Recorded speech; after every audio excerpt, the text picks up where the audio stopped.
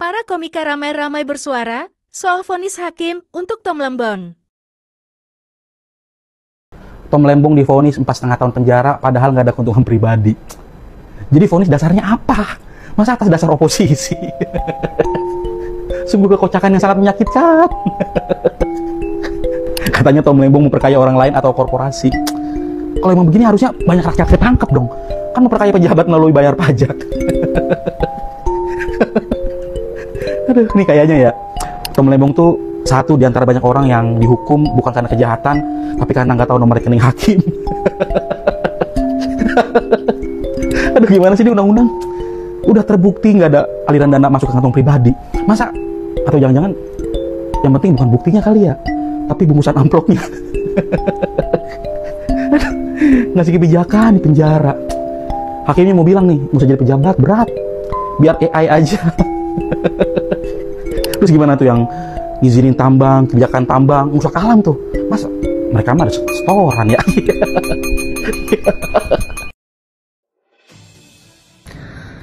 Kalau berkaca dari kasusnya Pak Tom Lembong, kayaknya jujur membawa selamat udah nggak terlalu relate ya. Gue jadi mikir gara-gara itu. Ternyata jujur tuh di sistem ya membawa banyak nggak enak deh kayak gini. Gue punya temen bapaknya polisi, pangkatnya oke, tapi duitnya nggak terlalu banyak. Kenapa? Karena jujur. Ada temen yang bapaknya kepala dinas di mana, rumahnya nggak terlalu gede. Kenapa? Karena jujur. Itu cerita yang sering kita dengar. Intinya apa? Jujur menghalangi kita dari uang. Lalu bikin SIM, gue nggak tahu sekarang ya. Kayaknya lebih mudah, tapi dulu tuh susah banget. Sementara yang nggak jujur, terus sejam tuh jadi. Yang jujur, wow tesnya susah seharian. Jujur, bikin lu buang-buang waktu. Bayar pajak, lu jujur nih, lu bayar gede. Sementara orang-orang yang nggak jujur, ya udah hidup aja aman aja.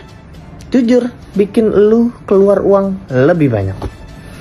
Jadi jujur membawa selamat kayaknya udah tidak relevan ya menurut gue ya. Gue menemukan 3 caranya untuk selamat. 1, lu punya kenalan orang yang sedang menjabat. Nah ini yang selamat. Lu bikin dia happy, lu bikin apa, ini selamat nih. Mungkin narkoba atau apa juga ya. 2, lu bagian dari yang berkuasa. Entah lu timnya atau apanya, ini nih selamat. 3, lu pandai menjilat. Wow, yang ini nih macam-macam caranya. Lu diceng-cengin, lu malah ketawa-ketawa, bisa. Lu pura-pura blow on jadi kiper, itu bisa. Lu, wah muji-muji gimana, itu bisa ini. Ya itulah cara selamatnya. Dan gue menolak tegas ya kalau kasusnya Pak Tom Lembong ada urusan dengan pemilu. No, menurut gue enggak. Beliau selesai menjabat 2017, ini diangkat 2024, memang butuh 7 tahun untuk ini dibahas ya. Jangan sekali-kali bilang ini ada urusan nama politik. No, hukum kita tidak seperti itu. Yang mesti dibuktikan sama Kejaksaan Agung adalah apa yang membedakan periode Tom Lembong dengan periode yang lain. Kecuali memang misalnya ternyata yang lain tidak surplus gula, ternyata yang lain kekurangan gula. Sejujurnya datanya dari tadi gue cari itu nggak nemu-nemu. Tapi itu harus dibuktikan sama Kejaksaan Agung.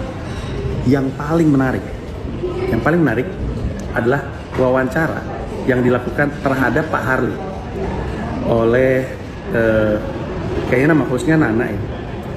Gue mau ngasih tahu video yang mau gue tampilin berikut ini, gue tidak punya hak cipta atas video ini. Gue bukan pemilik video ini, gue nggak punya haki dan gue nggak akan klaim video ini.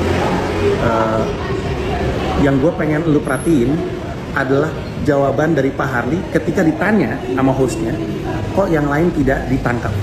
Kenapa Tom Lembong yang ditangkap? Coba lihat rekamannya. Ya, jadi Pak Harli, saya mau tegaskan ya, sampai saat ini, sampai detik ini, penyidik dari Kejaksaan Agung belum menemukan indikasi suap ataupun gratifikasi ataupun fraud terhadap mantan Menteri Perdagangan Thomas Lembong. Saya ingin Anda menjawab itu. Jangan dikatakan Mbak bahwa Belum. sampai detik ini tidak ditemukan. Karena sekarang begini, kami kan masih fokus terhadap pemenuhan pasal-pasal sangkaan. Baik. Ya, sementara ini kan baru beberapa hari. Oke. Ya, kita kan belum melihat bagaimana peran dari pihak-pihak yang terkait soal itu.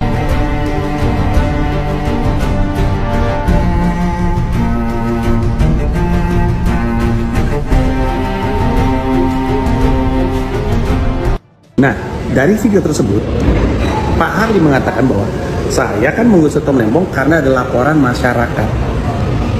Itu adalah kalimat yang sangat penting. Pertanyaannya kan siapa elemen masyarakat yang melaporkan Tom Lembong ke Kejaksaan Agung? Siapa orang itu?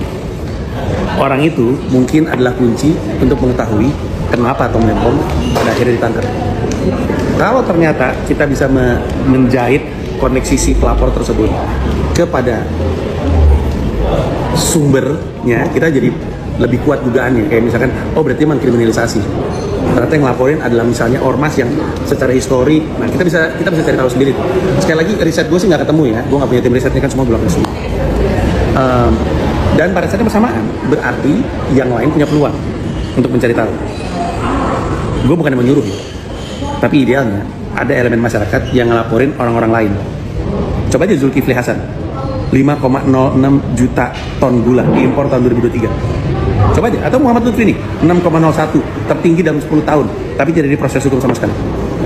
Apakah benar Kejaksaan Agung tidak mengusut mereka karena nggak ada laporan masyarakat? Ya udah kalau gitu, coba cari elemen masyarakat yang mau ngelaporin. Habis itu kita lihat apakah oleh Kejaksaan Agung beliau-beliau ini ditangkap juga sebagaimana mereka menangkap Tom Lembong. Karena kalau tidak, semakin besar dugaan bahwa ini adalah proses kriminalisasi.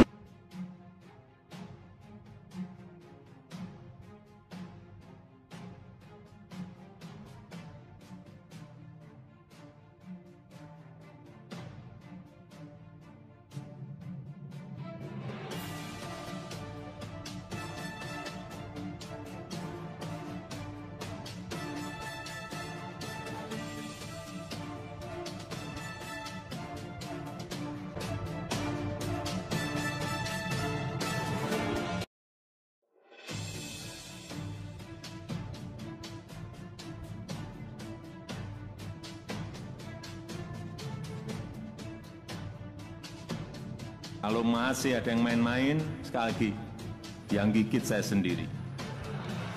Lewat cara saya, bisa lewat KPK, bisa. Bisa lewat Polri, bisa lewat Kejaksaan, akan saya bisikin aja. Di sana ada yang main-main.